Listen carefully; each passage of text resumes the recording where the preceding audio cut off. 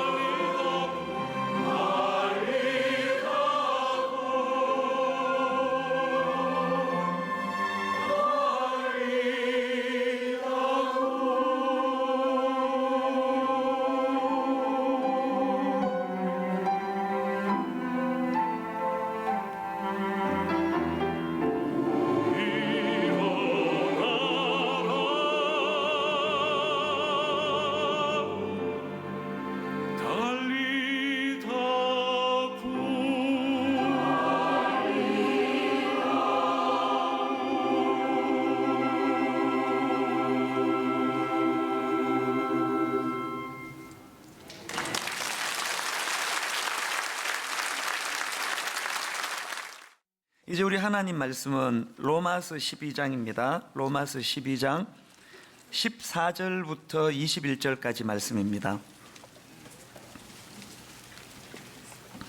로마서 12장 14절부터 21절 신약 성경 256페이지에 있습니다. 14절 제가 먼저 읽습니다. 너희를 박해하는 자를 축복하라. 축복하고 저주하지 말라. 즐거워하는 자들과 함께 즐거워하고 우는 자들과 함께 울라. 서로 마음을 같이하며 높은 데 마음을 두지 말고 도리어 낮은 데 처하며 스스로 지혜 있는 채 하지 말라. 아무에게도 악을 악으로 갚지 말고 모든 사람 앞에서 선한 일을 도모하라. 할 수 있거든 너희로서는 모든 사람과 더불어 화목하라. 내 사랑하는 자들아, 너희가 친히 원수를 갚지 말고 하나님의 진노하심에 맡기라.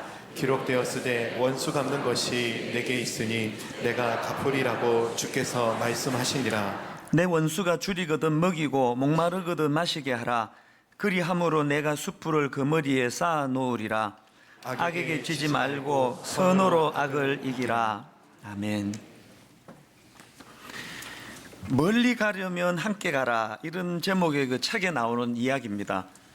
어느 외국계 회사에 아주 유능한 것으로 인정받던 임원이 한 분 있었는데요.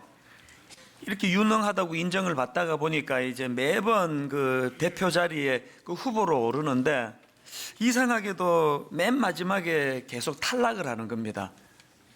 그래서 이제 이분이 미국 본사에다가 이제 억울함을 호소했습니다. 자기가 가지고 있던 실력, 능력 이런 거를 가지고 이제 왜 계속 이렇게 탈락이 되느냐 그렇게 호소를 했더니 그 미국에서 본사에서 답이 오기를 그 당신의 실적과 능력은 탁월하지만 그 리더가 되기에 부족한 게 좀 있다.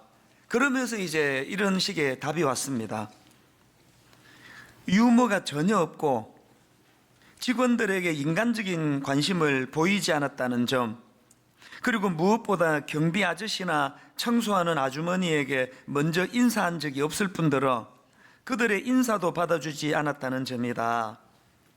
그 우리가 알기로 그 외국계 회사는 굉장히 효율을 중요하게 생각하고 실력을 우선으로 하는 것으로 알고 있는데, 그런 외국계 회사가 대표를 이런 조건도 포함해서 뽑는다고 하는 게 이게 참 많은 생각을 하게 하는 거 아니겠습니까? 그 책에 또 이런 내용도 나옵니다. 하버드 대학교에서 1930년대 졸업생을 60년 동안 관찰한 결과 성적이 좋은 학생보다 커뮤니케이션에 능하고 사람들과 어울릴 줄 알고 훌륭한 유머 감각이 있는 학생이 성공할 가능성이 훨씬 크다는 사실을 밝혀냈다. 그 관찰의 기술이라는 책에 보다가 보니까 이거하고 비슷한 내용을 제가 발견을 했는데요.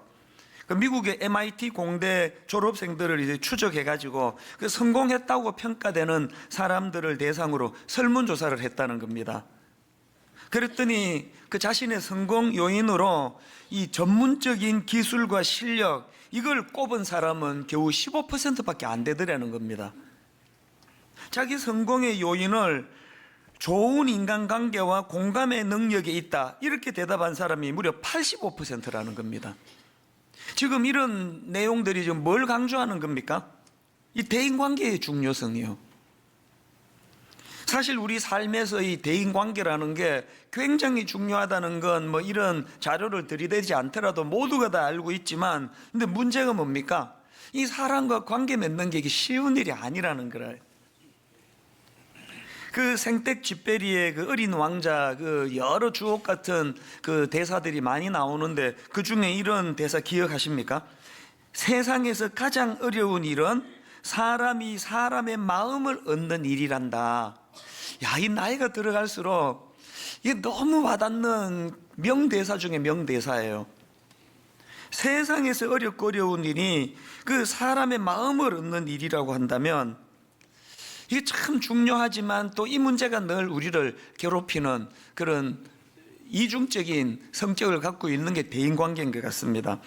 정신과 의사로 30년 봉직해온 어떤 의사분 얘기를 들어보니까요, 이분이 정신과 의사로 일하면서 가장 많이 본 환자들의 고통이 뭐냐 하니까 이 관계에서 오는 고통이더라는 거예요.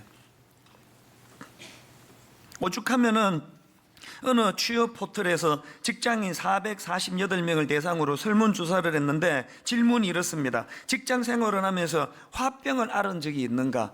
사실 뭐 좀 화나는 일은 뭐 이해가 좀 되는데 뭐 설마 뭐 화병까지 생기는 일이 많이들 일어났겠나 그런 생각을 했더니 웬걸요, 직장 생활하면서 화병을 앓은 적이 있는가 그렇게 물었더니 무려 90.18%가 그렇다라고 대답을 한 거예요. 그만큼 직장 생활이 어렵고 힘든 건 이 관계에서 오는 부대낌 때문 아니겠습니까? 사실 저도 목사이기 때문에 참 사람을 상대하는 그 컴퓨터나 기계 상대하지 않고 이렇게 그 사람을 상대하는 거기 때문에 기쁨이 너무 많은 것도 사실이지만 또 사람을 상대하는 거기 때문에 감수해야 되는 그런 상처나 아픔도 생각보다 많습니다. 그래서 저는 뭐 우리는 그런 일이 없지만 이제 가정해가지고 만약에 다시 한번 죽었다 태어나는 일이 있다 할 때도 저는 이 길을 갈 것 같아요. 이 사람에게서 누리는 영광이 너무너무 큰데요, 근데 저 아들한테는 이거 안 시키고 싶은 이 이중적인 마음, 이게 대인관계가 갖고 있는 빛과 그림자 아니겠습니까?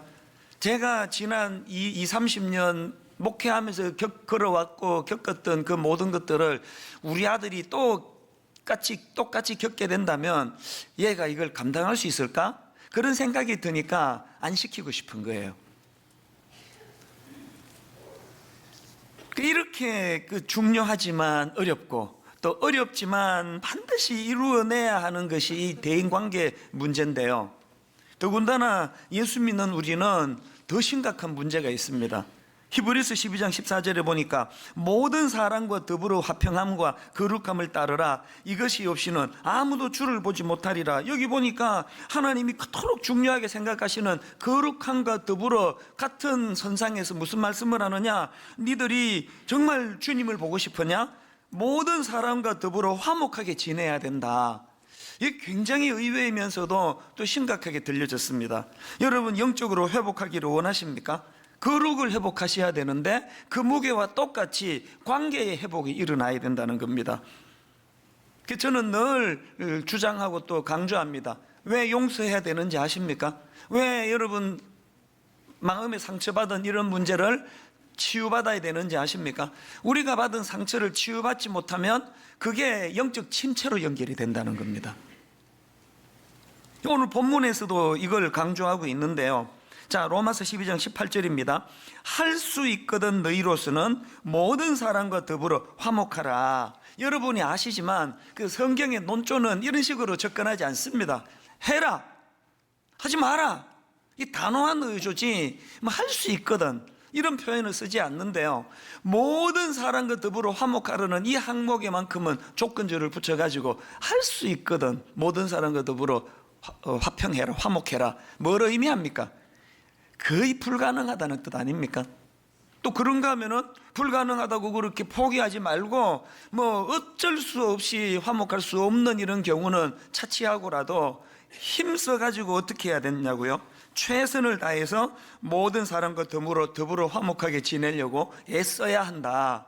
이게 오늘 본문이 말씀하시는 말씀이에요.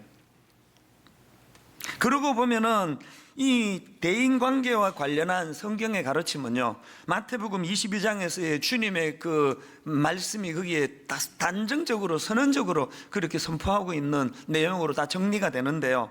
자, 여러분 마태복음 22장 37절부터 한번 보십시오.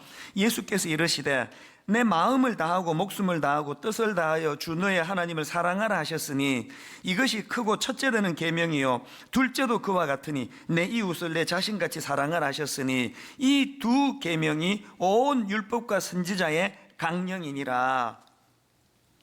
주님이 대인관계를 얼마나 중요하게 생각하시는지 말씀 안에 다 담겨 있는 거 아닙니까? 이런 그 반발심 좀 안 생기시나요? 나 하나님 믿으러 왔지. 하나님만 믿고 사랑하면 됐지. 왜 그 꼴보기 싫은 거 김집사까지 내 기어이 사랑해야 되느냐고. 동의가 잘 안 된다. 뭐 그런 생각을 하실지 모르지만요. 저는 주님이 왜 이토록 네가 나를 사랑하느냐? 그러면 그 관계를 소중히 여겨라. 그런 말씀을 하시는지 제가 신학교에서 그 학문적으로 배운 게 아니라 내 삶에서 이것을 터득한 적이 있습니다. 저는 자녀가 셋 있지 않습니까? 그리고 하나님도 아버지시고 저도 아버지예요. 근데 제가 이 아이들을 길러보니까 그 특성이 다 달라요.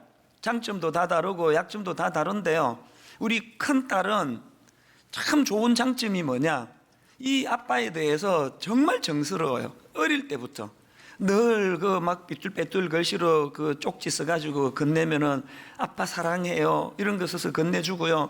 늘 뭐 그 고사리 같은 손으로 막 안마하겠다고 그렇게 애를 쓰고 또 그 마트 같은 데 가면은 이 과자는 이거 아빠가 좋아하는 거야 그러면서 막 챙기고 그런 것들이 얼마나 어릴 때부터 유난했습니다. 또 이제 나이가 좀 들어가지고는요, 언젠가 또 차를 태워주는데 차 안에서 이렇게 얘기하는 겁니다. 아빠가 내 아빠라는 게 너무 좋아요. 그런 이야기를 하니까 얼마나 그 이쁩니까? 그 밑에 둘은 그런 표현을 잘 안 해요. 큰 애만 유난히 그렇게 표현을 잘하거든요. 그 미국 집회 같은 데 가서도 꼭 큰 애가 문자로 막 아빠 빨리 오세요 보고 싶어요 그런 걸 보내는 건 주로 큰 애고요. 밑에 둘은 내가 보내도 답이 안 와요. 지 엄마를 닮은 게 틀림없습니다. 100% 웃기려고 하는 얘기인 거 여러분 다 아시죠? 저녁에 또 수습을 위해서는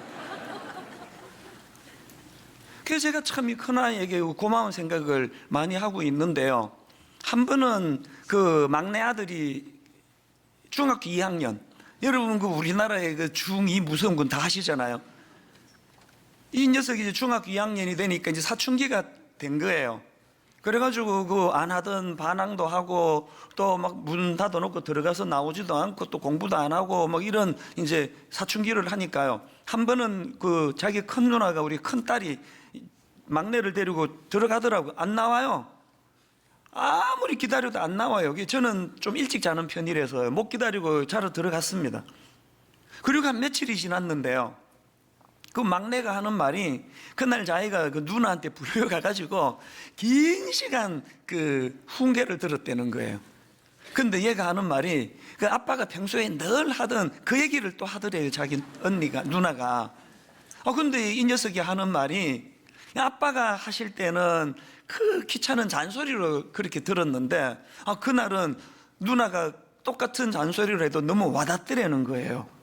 그래서 제가 물었죠. 누나가 뭐라고 했길래 그렇게 와닿았니? 이 막내가 하는 말이요. 그날 자기 누나가 말만 갖고 훈계하는 게 아니라 자기 손을 꼭 붙잡고요. 눈물을 툭툭툭 흘리면서 훈계하더라는 거예요. 너 이러면 후회한다. 너 지금이라도 빨리 정신 차려야 된다. 그렇게 그 눈물을 흘리면서 자기한테 그렇게 훈계를 하니까 너무 그게 고맙고 와닿았다는 거예요. 여러분, 제가 20몇 년 그 큰딸 키우면서 고마웠던 순간이 많았지만요, 그날만큼 고마웠던 적이 없어요. 그때 제가 깨달았죠.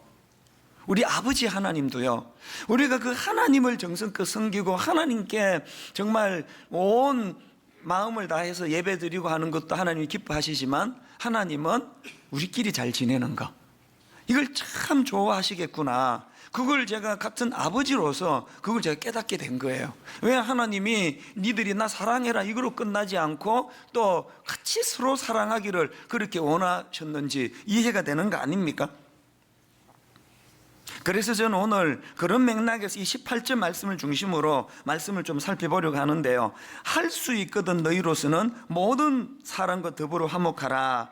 사실 이 오늘 읽은 이 본문 말씀에서 그 어떤 포인트에 따라 다룰 주제가 너무 많기 때문에 다음 주에 한 주 더 이제 이 본문을 가지고 말씀을 다룰 생각이고요. 오늘은 이 18절 말씀을 중심으로 이제 할 수 있거든 너희로서는 모든 사람과 더불어 화목하라, 이 말씀을 좀 살펴보려고 하는데요. 여러분, 우리 삶 속에서 이 로마서 12장 18절 말씀이 구현되기 위해서는 두 가지 회복해야 될 게 있습니다. 첫째로 뭘 회복해야 되느냐? 공감 능력을 회복하셔야 된다는 겁니다. 이 18절 말씀 바로 앞에 보니까 이런 말씀이 나오네요. 15절입니다. 즐거워하는 자들과 함께 즐거워하고 우는 자들과 함께 울라. 이 공감 능력을 말씀하는 거 아닙니까? 여러분, 내가 슬픈 일을 당하지도 않았는데도 누가 고통스러운 일을 당할 때 같이 울어줄 수 있는 거, 이 공감 능력이 있어야만 가능한 거 아닙니까? 누가 너무너무 기쁜 일을 만나서 행복해할 때 같이 기뻐해 줄 수 있는 거, 이 공감 능력 아닙니까? 저는 성경에서 공감 능력과 관련된 말씀들 중에 가장 마음에 와닿는 게 뭐냐고 물으신다면 저는 요한복음 11장에 나오는 예수님의 그 모습이에요. 11장 32절에 보니까 마리아가 예수 계신 곳에 가서 배웠고 그 발 앞에 엎드려 이르되 주께서 여기 계셨더라면 내 오라버니가 죽지 아니하였겠나이다 하더라. 예수께서 그가 우는 것과 또 함께 온 유대인들이 우는 것을 보시고 심령에 비통히 여기시고 불쌍히 여기사 이르시되 그를 어디 두었느냐 이르되 주여 와서 보옵소서 하니 예수께서 눈물을 흘리시더라. 저는 이 대목이 너무 위로가 되고 안심이 돼요. 요즘에 여러분 그 인공지능 AI 그 세계 최고의 그 바둑으로 최고라는 그 인간을 꺾은 지는 벌써 오래된 일 아닙니까? 그 지능이 점점 발달이 돼가고 있습니다. 벌써 이제 이 인공지능이 우리 인간의 일자리를 야금야금 지금 빼앗아 먹고 있는 중이에요. 은행 얘기를 들어보니까 이게 다 이제 그 전산화가 되는 바람에 많은 직원들이 지금 일자리를 잃고 있다는 얘기를 듣고 있거든요. 이제 점점 이런 현상이 심화될 거예요. 이 인간의 머리로는 따라잡을 수 없는 이 고급 AI의 그 인공지능을 생각하면 아찔해요. 들어보니까 이제 좀 지나면은요, 설교 잘하는 인공지능 AI가 만들어진대요. 그래서 우리나라에 설교 잘하는 분들의 모든 것들을 다 이제 데이터화 해가지고 딱 단추 누르면은 거기에 적절한 말씀이 선포된다 그래가지고, 이거 빨리빨리 세월 흐르고 은퇴해야지 내 험한 꼴 안 보겠다 싶어요. 이제 뭐 모든 부분에서 이제 자리를 다 빼앗길 거예요. 그런데 여러분, 이 인공지능이 득세하는 시대에 적응하려면은요, 인공지능이 죽었다 깨어나도 못하는 거 있는데, 예수님의 이 공감 능력이에요. 우리 주님이 인공지능 같은 AI와 같은 속성이었다면 울지 않아요. 기계적으로 오빠 살려줄게, 그것 갖고 우니? 아마 이렇게 접근하셨을 거예요. 예수님은요, 그 나사로를 살려내시고 안 내시고를 떠나서 그 인간이 가지고 있는 연약함 때문에 눈물을 흘릴 줄 아는, 그래서 저는 이게 너무 안심이 되는 거예요. 우리 주님이 여러분 잘 알고 계시는 히브리서 4장 15절 말씀이요, 우리에게 있는 대제사장은 우리의 연약함을 동정하지 못하시리가 아니요. 난 이 대목이 너무 좋아요. 지난 12월 중순부터 2월 중순까지 극심한 슬럼프를 겪고 토요일 밤 10시가 됐는데도 설교 준비도 안 되고 설교 준비도 안 해놓고 그렇게 낙심하고 있던 그 과정에서 주님이 기계적으로 저를 대하지 않으시고, 얼마나 제 아픔에 대하여 주님이 많은 사람을 보내주시고 주님이 말씀 속에서 위로해 주셨는지 아십니까? 그러고 보면은 복음서에서 예수님이 행하신 모든 이적과 기사의 바탕은 다 이 공감 능력으로 출발하시는 거예요. 마태복음 20장 34절, 예수께서 불쌍히 여기사 그들의 눈을 만지시니 곧 보게 되어 그들이 예수를 따르니라. 마태복음 14장 14절, 예수께서 나오사 큰 무리를 보시고 불쌍히 여기사 그 중에 있는 병자를 고쳐주시니라. 누가복음 7장 13절, 주께서 과부를 보시고 불쌍히 여기사 울지 말라 하시고. 여러분, 이분이 우리의 주님이신 거 아십니까?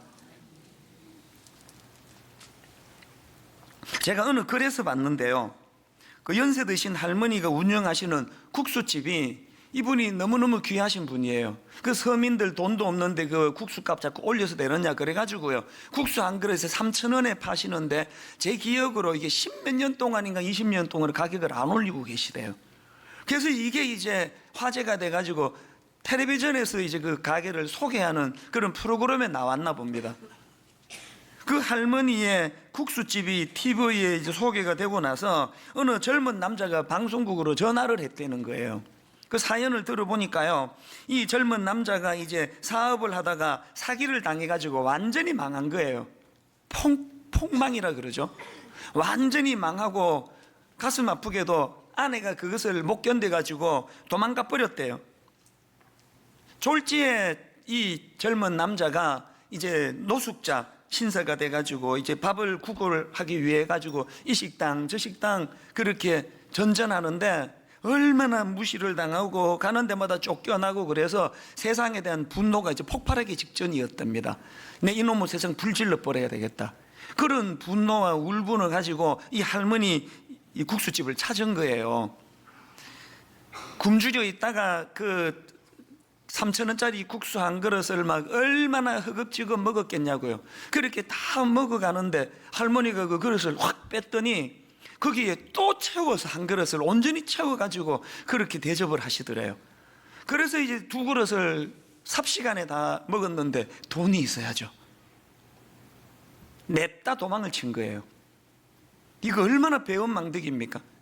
그 할머니 입장에서 호의를 베푸느라고 일부러 그 한 그릇 값에 두 그릇을 지금 준 셈인데 어떻게 이런 배은망덕한 짓을 하느냐고 분노할 수 있는데요, 그 할머니가 도망가는 이 젊은 남자를 막 뒤쫓아 허겁지겁하면서 외쳤던 한마디가 이거랍니다. 이봐 젊은이, 그냥 천천히 걸어가, 뛰지 말고, 그러다 다쳐.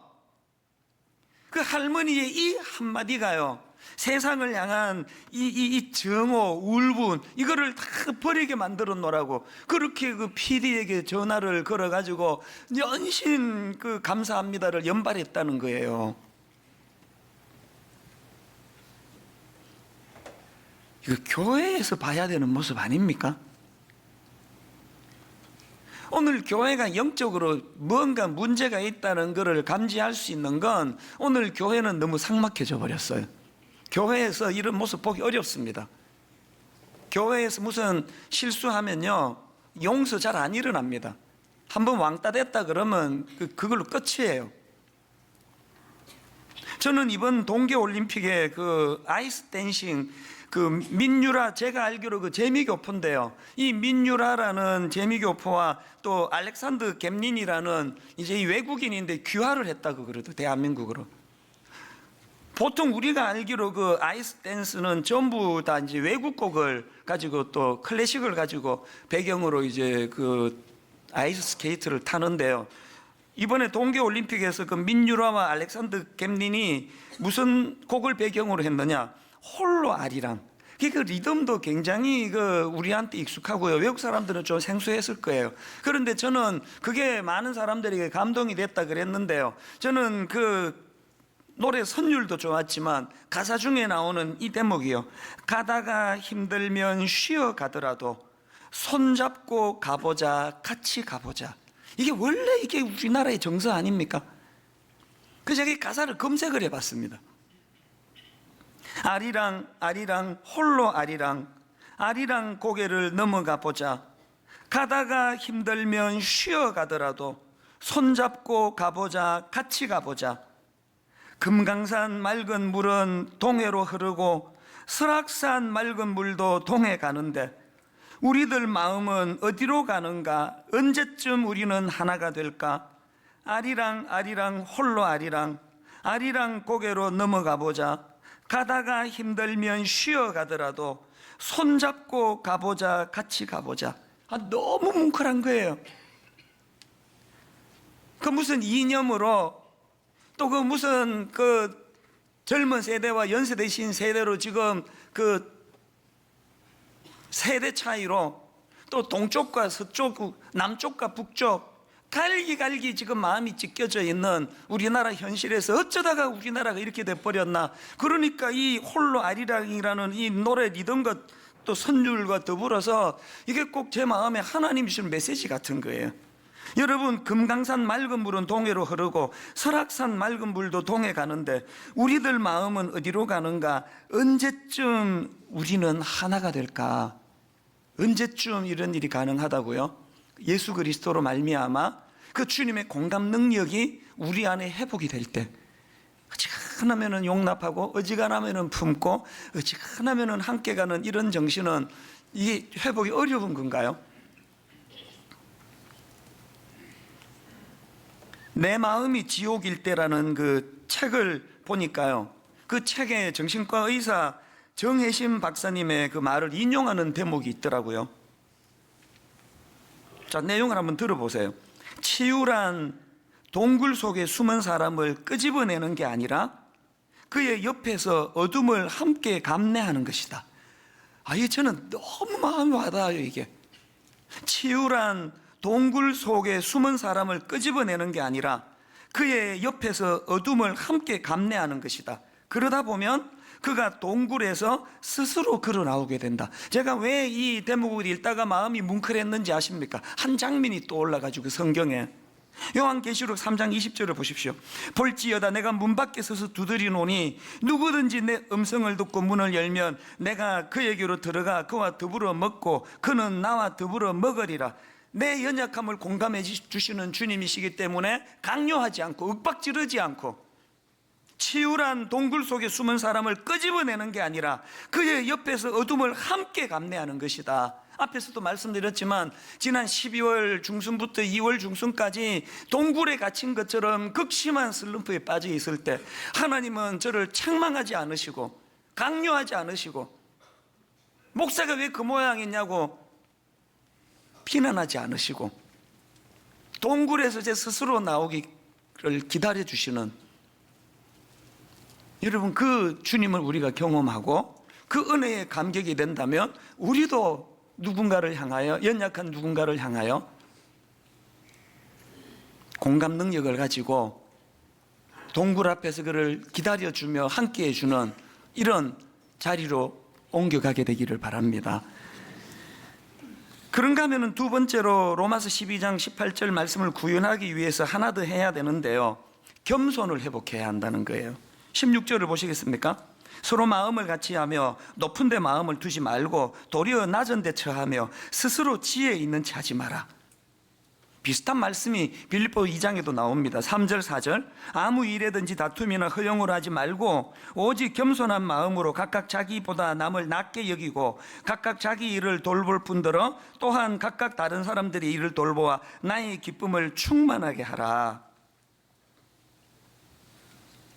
여러분, 사실 우리가 다 경험을 알지만요, 이 15절 말씀 다시 보시겠습니까? 즐거워하는 자들과 함께 즐거워하고 우는 자들과 함께 울라. 이거 둘 중에 뭐가 더 쉬운 것 같으세요? 우는 자와 함께 우는 게 훨씬 쉬워요. 장례를 당한 집에 가보면은요, 애쓰지 않아도 저절로 막 공감이가 같이 울어줄 수 있습니다. 이것보다 어려운 거는요, 즐거워하는 사람을 같이 즐거워해 주는 거. 이거 진짜 어려워요. 왜 어려운지 아세요? 우리 안에 도사리고 있는 교만 때문이에요.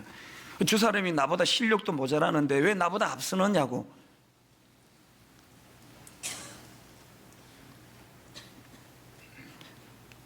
가인이 자기가 드리는 제사는 하나님이 기뻐받지 않으시고 동생 아벨이 드리는 제사는 기쁘게 받았다. 만약에 여러분 가인이 철딱서니가 없고 모자라는 게 많아가지고 하나님이 기뻐하시는 제사는 잘 못 드렸다 할지라도 자기 동생이 그렇게 인정받는 것을 보고 여기 나와 있는 대로 즐거워하는 자들과 함께 즐거워하고 이걸 가인이 구현해냈더라면은 자기도 살고 동생도 그 살인하여 죽이는 이런 짓을 저지르지 않는 그런 결과가 나왔을 거 아닙니까?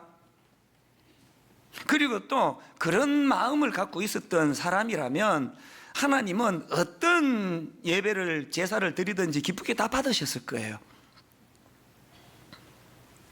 저는 우리가 가끔 부르는 이 소원이라는 이 찬양, 이 설교를 준비하다가 보니까 가사 한 대목이 확 와닿는 게 이거예요. 저 높이 솟은 산이 되기보다 여기 오름직한 동산이 되길. 이게 계속 맴도는 거예요. 저 가사가 왜 제 마음을 계속 맴돌게 했을까요? 여러분, 오늘 우리가 대인관계에서 주로 분노하는 게 그거 아닙니까? 너 나 그렇게 만만해 보여? 너 엄마가 그렇게 만만해 보여? 목사를 뭘로 알고 내가 그렇게 우습게 보입니까? 우리가 주로 대인관계에서 분노하는 게 그거 아닙니까? 그런데 여러분, 저 찬양이요, 저 높이 솟은 산이 되기보다 여기 오름직한 동산이 되길. 우리가 충돌을 일으키는 가치관이 이거 아닙니까? 저는 담임 목사가 성도들에게 만만하게 보일 때 난 그 교회가 부흥한다고 믿는 사람이에요. 우리 큰딸이 삼수 2번이나 입시를 실패하고 나니까 막 온 성도들이 다 좋아하더라고요. 세상에 그 담임 목사 딸도 재수하는데 삼수하는데 위로가 된다 그래가지고 우리 큰딸이 그 큰 역할을 했어요. 그 은혜 받고 이 둘째 딸도 한번 애써보자 삼수 그랬는데 가슴 아프게 그냥 재수로 끝나버렸습니다. 이거 어떡하죠?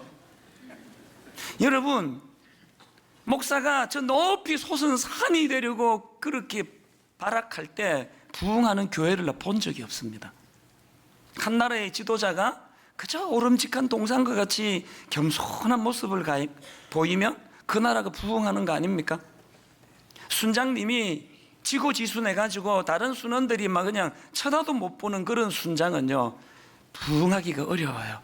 우리 순장님은 우리와 똑같이 그저 오름직한 동산과 같은 분이다. 그래서 여러분, 이 말은 은혜 받으신 분 하시면 안 돼요. 너 내 그렇게 만만하게 보이니? 그렇게 만만하게 보이는 사람이라야 그게 그리스도인이에요. 근데 여러분, 여기서 한 가지, 이렇게 우리가 낮아짐과 겸손이 가능해지려면 한 가지 꼭 해야 되는 게 뭐냐? 대인관계에서 하나님을 개입시키는 훈련을 해야 돼요. 자, 16절을 다시 한번 보시겠습니까? 서로 마음을 같이 하며 높은 데 마음을 두지 말고 도리어 낮은 데 처하며 스스로 지혜 있는 체 하지 마라. 이 겸손을 가르치는 이 16절에 나오는 맨 앞에 무슨 말씀이 나오느냐? 서로 마음을 같이 하며 이게 조건이 이루어져야 뒤가 다 가능해지는 거예요.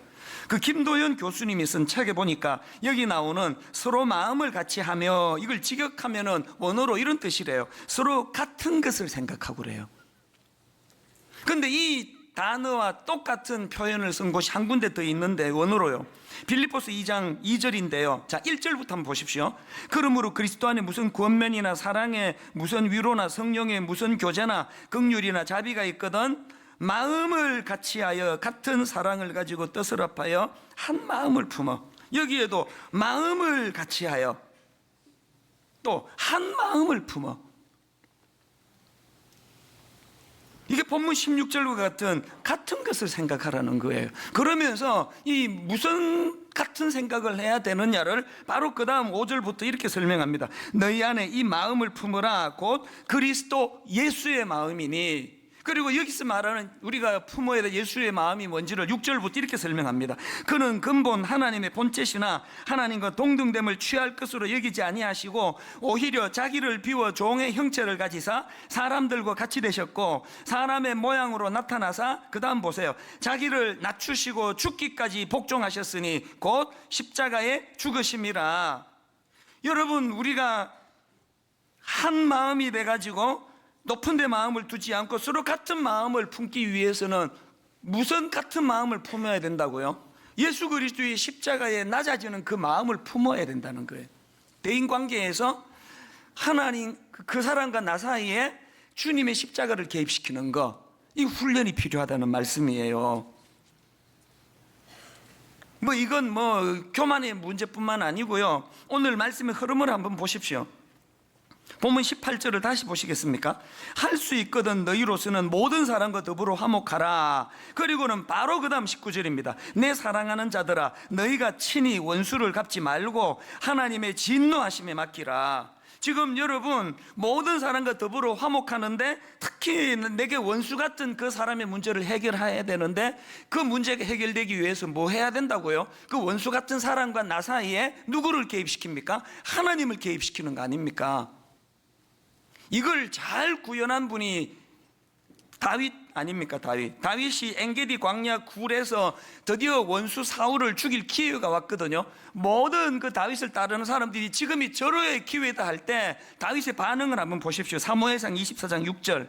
자기 사람들에게 이르되 내가 손을 들어 여호와의 기름 부음을 받은 내 주를 치는 것은 여호와께서 금하시는 것이니 그는 여호와의 기름 부음을 받은 자가 됨이니라 하고. 자, 대답해 보세요. 지금 다윗은 자기 원수 사울과 자기 사이에 누구를 개입시키고 있습니까? 하나님을 개입시키고 있다는 거예요. 한나도 마찬가지 아닙니까? 사무엘상 1장 6절을 보니까 여호와께서 그에게 임신하지 못하게 하심으로 그의 적수인 브닌나가 그를 심히 격분하게 하여 괴롭게 하더라. 대인관계가 다 이런 거 아닙니까? 여러분, 브닌나 같은 사람이 얼마나 많습니까? 그런데 한나에게 배워야 되는 게 뭐냐? 한나는요, 그 자기를 대적하는 원수 같은 버닌나와 자기 사이에 누구를 개입시킵니까? 하나님을 개입시켜요. 뭘 보고 압니까? 그 다음 10절을 보세요. 한나가 마음이 괴로워서 여호와께 기도하고 통곡하며 서원하여 이르되. 한나는 지금 기도라는 도구를 통해서 하나님, 그 자기와 그 원수 같은 버닌나 사이에 하나님을 개입시키고 있다는 거예요. 여러분은 지금 버닌나같이 여러분을 격동시키는, 여러분을 힘들게 하는 그 사람과 여러분 사이에 왜 그 괴로움이 그치지 않는지 생각해 보지 못하셨죠? 한나와 같이 하나님을 개입시키는 일을 안 하셔서 그런 거예요. 그렇게 그 대인관계에 하나님을 개입시켰더니 한나의 그 감정의 변화를 보시겠습니까? 18절이요. 이르되 당신의 여종이 당신께 은혜 있기를 원하나이다 하고 가서 먹고, 그 다음 보세요. 얼굴에 다시는 근심빛이 없더라. 얼굴에 근심빛이 너무 많으세요. 빨리 한나처럼 버닌나하고 여러분 사이에 하나님을 개입시키는 훈련을 시작하시기를 바랍니다. 여러분이 잘 아시는 에베소서 6장 1절 한번 보시겠습니까? 자녀들아 너희 부모에게 순종하라. 이것이 옳으니라. 제가 지금 의도적으로 뭐 하나 빼고 읽었거든요. 빼고 읽어도 문장에 지장이 하나도 없어요. 근데 성경은 이거 빼면 안 됩니다. 다 넣고 다시 읽어볼게요. 자녀들아, 주 안에서 너희 부모에게 순종하라. 이것이 옳으니라. 지금 여기서 가르치는 핵심적인 메시지가 뭐냐? 부모와 자기 사이에 하나님을 개입시키라는 거예요. 또 자녀 교육에 대한 4절, 또 아비들아 너희 자녀를 노엽게 하지 말고 오직 주의 교훈과 훈계로 양육하라. 그 아들하고 그 딸하고 너 사이에 하나님을 개입시키라는 거예요. 직장생활 하시는 분 5절을 보십시오. 종들아 두려워하고 떨며 성실한 마음으로 육체의 상전에게 순종하기를 그리스도께 하듯 하라. 9절, 상전들아 너희도 그들에게 이와 같이 하고 위협을 거치라. 이는 그들과 너희의 상전이 하늘에 계시고 그에게는 사람을 외모로 취하는 일이 없는 줄 너희가 알미라. 앞에서 말씀드렸잖아요. 화병이 날 정도로 관계가 힘들어하는 게 90%가 넘는 대한민국 현실에서 직장 생활에서 그 상사와 내 아랫 직원과 사이에 하나님을 개입시키는 훈련을 하라는 거예요. 직장은 이런 면에서 영적인 훈련의 장이라고 저는 믿습니다. 오늘 결론을 이렇게 맺기를 원합니다. 드라마 대사인데요, 한번 들어보십시오. 그냥 써 팍팍. 내가 미술학원 다닐 때 물감이 아까워서 조금씩 썼거든. 그랬더니 어떻게 됐는지 알아?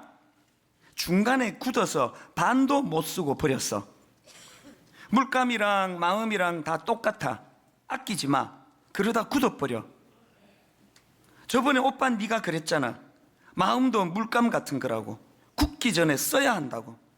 저는 이 대사가 어느 드라마에 나온 건지 몰라요. 그 인터넷에서 발견한 거예요.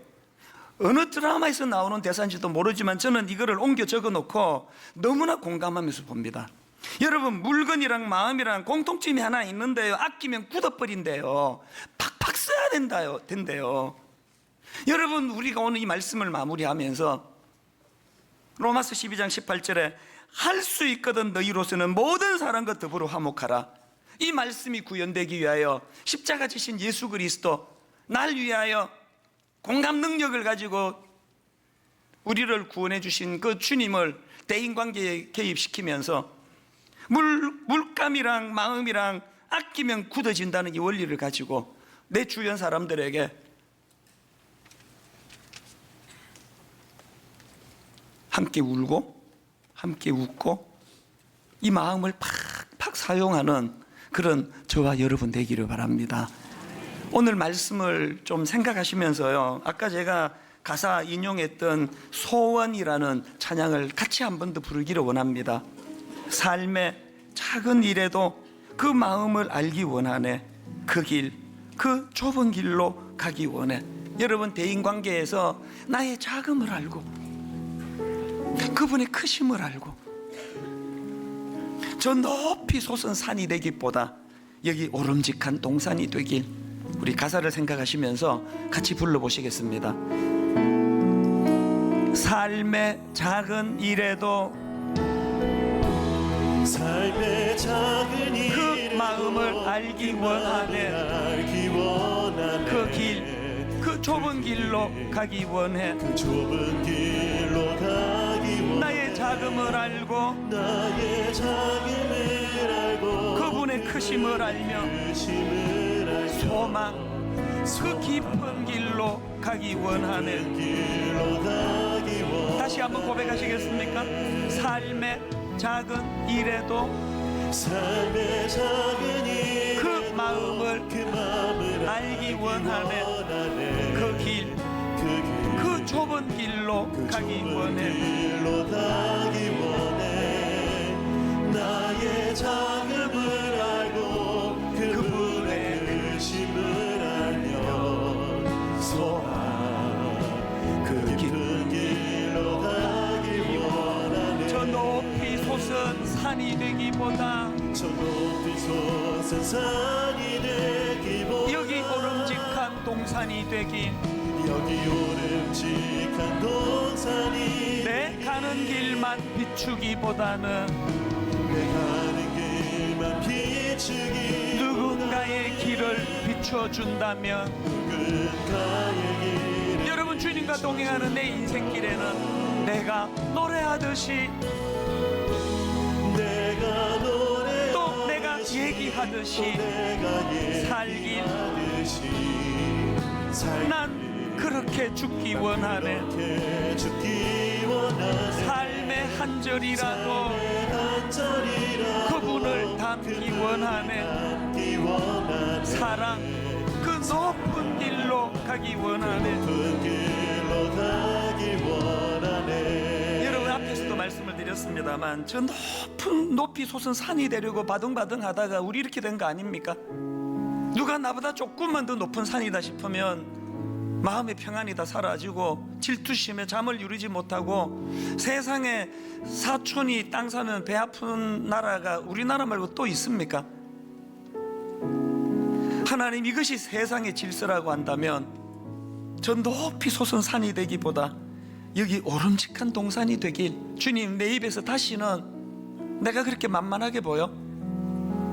이런 것으로 마음에 평정심을 잃는 신앙인이 아니고 한나처럼 분인나가 자기를 격동시킬 때 그 한나와 자기 사이에 하나님을 개입시키던 아버지, 이 훈련이 삶 속에서 이루어짐으로 말미암아 오늘 주신 주님의 말씀, 진심으로 즐거워하는 사람과는 함께 즐거워할 수 있는, 슬픔을 당한 이들과 손을 붙잡고 눈물을 흘릴 줄 아는 그런 공감 능력과 겸손으로 관계가 회복되기를 원합니다. 우리 한 번 더 이 찬양 부를 동안에 성령님이 우리로 하여금 십자가 앞으로 인도해 주시기 원합니다. 주님이 보여주셨던 그 삶의 모범을 따라 이렇게 찬양합니다. 삶의 작은 일에도 그 마음을 알기 원하네. 그 길, 그 좁은 길로 가기 원해. 나의 자금을 알고 그분의 크심을 알며 소망, 그 깊은 길로 가기 원하네. 내 마음 깊숙이 이렇게 고백합니다. 저 높이 솟은 산이 되기보다 여기 오름직한 동산이 되길, 내 가는 길만 비추기보다는 누군가의 길을 비춰준다면, 여러분, 주님과 동행하는 인생길 이렇습니다. 내가 노래하듯이 또 내가 얘기하듯이 살길, 주님과 더불어 난 그렇게 죽기 원하네. 삶의 한 절이라도 그분을 닮기 원하네. 사랑 그 높은 길로 가기 원하네. 평화로다.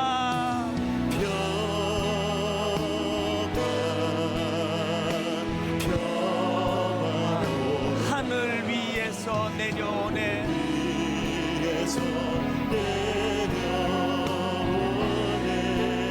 그 사랑의 물결이 영원토록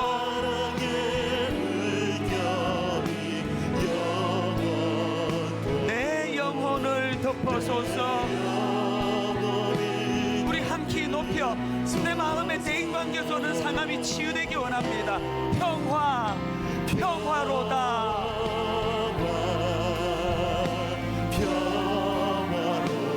하늘 위에서 내려오네.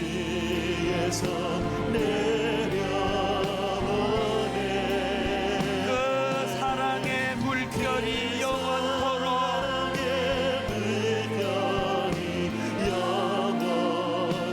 내 영혼을 덮어소서. 내 영혼의 극히 깊은 데서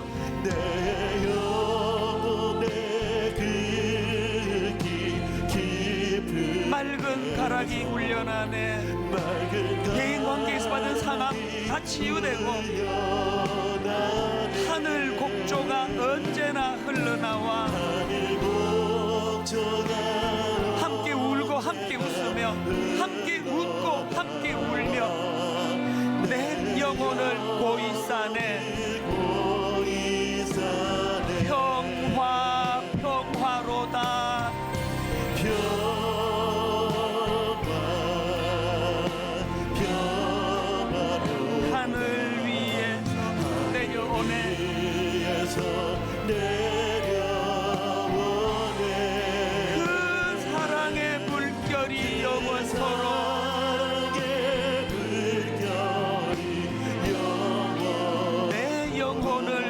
덮어소서.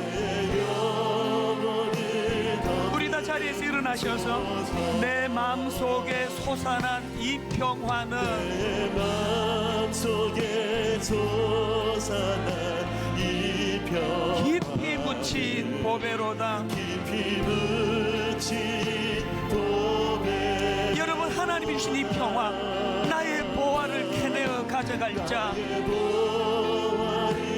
하나님 주신 이 평화 아무도 빼앗지 못합니다. 그 아무도 없으리라.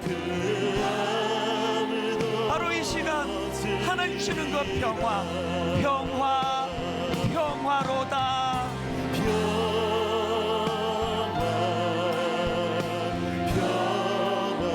인간이 주는 거 아닙니다. 하늘 위에서 내려오네. 그 사랑의 물결이 영원토록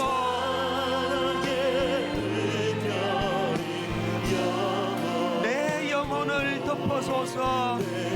우리 마지막으로 후렴 다시 한번 선포할 때 사람에게 받은 상함이 다 치유되기를 원합니다.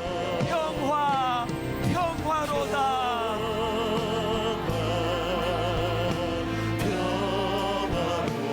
하늘 위에서 내려오네.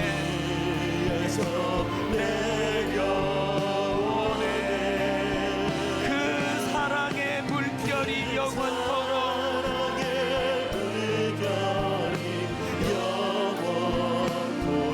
내 영혼을 덮어소서. 우리 같이 기도하실 때 아버지 오늘 주신 말씀이 내 삶 속에 구현되기를 원합니다.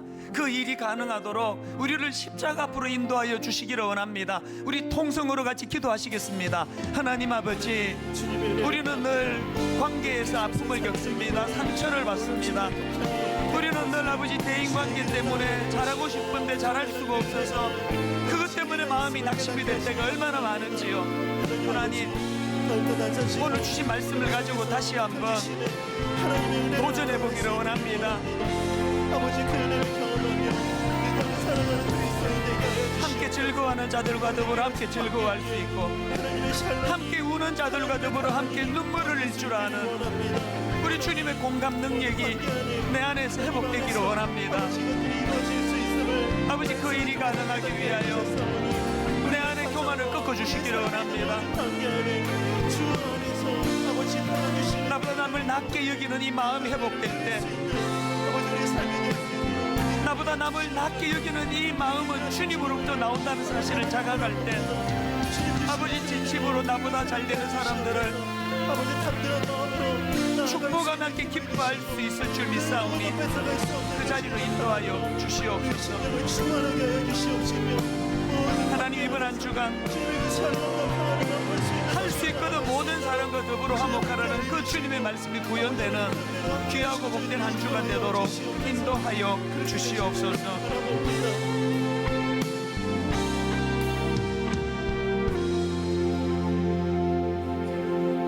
화평하게 하는 자는 복이 있나니 그들이 하나님의 아들이라 일컬음을 받을 것이며, 주님 주신 이 말씀을 마음에 담고 아버지 그동안 높이 솟은 산이 되려고 바등바등하던 그 발부둥을 내려놓고 그저 누구나가 편하고 쉽게 그저 오르내릴 수 있는 언덕과 같은 낮은 언덕과 같은 인생이 되어서 즐거워하는 자들과 함께 즐거워하고 또 슬픔을 당한 자들과 함께 눈물을 흘릴 줄 아는 우리 주님의 공감 능력을 회복하는 그런 한 주간이 되도록 인도하여 주시옵소서. 우리 주 예수 그리스도의 은혜와 하나님 아버지의 다함없는 사랑과 성령님의 감동, 감화, 위로교통 충만하심의 역사가 진심으로 즐거워하는 자들과 함께 즐거워하며 슬픔을 당한 자들과 함께 눈물을 흘리며 공감하며 주님의 성품 담은 사람으로 살아가기로 다짐하며 예배하는 모든 주의 자녀들 머리 위에 지금부터 영원토록 함께 하시기를 간절히 축원하옵나이다. 아멘.